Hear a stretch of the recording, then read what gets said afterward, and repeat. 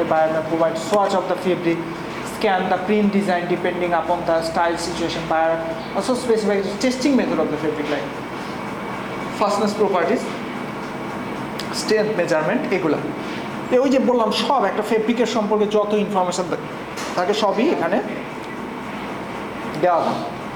ঠিক আছে, ফেব্রিকটা কেমন হবে, জিএসএম কেমন হবে, সব কিছু শেড কেমন হবে।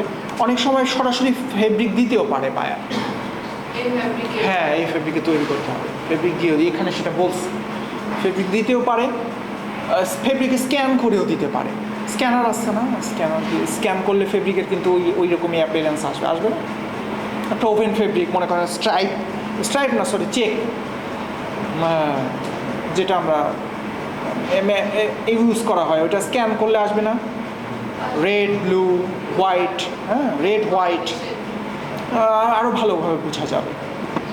সেটাও বোঝা যায় scan of the print design of the depending upon the style বা কতটুকু। অনেক সময় দেওয়া থাকে টেস্টের স্পেসিফিকেশান আবার আলাদাভাবেও দেওয়া থাকে, কেমন স্ট্রেংথ লাগবে এটা, হ্যাঁ এটা প্যান্টন নাম্বার দেওয়া থাকবে, ফেব্রিকেশন দেওয়া থাকবে, 100% কটন অথবা 90% কটন, 5% পলিয়েস্টার ডাইট ফেব্রিক, এগুলো সব একবারে ডিটেলস ফেব্রিকেশন দেওয়া থাকবে। ঠিক আছে, এই জিনিসগুলো দেওয়া থাকবে। তারপরে স্টিচিং গার্মেন্টস কনস্ট্রাকশন ডিটেল এটা দেওয়া থাকবে। তারপরে প্যাকিং ডিটেলস, হ্যাঁ এটা দেওয়া থাকবে আমাদের। স্টিচিং কোথায় কেমন ধরনের সিম হবে, সুইং হবে, সব জায়গায় যে একই ধরনের সেলাই হয় এটা কিন্তু হয় না আমাদের, ঠিক আছে না, কোথাও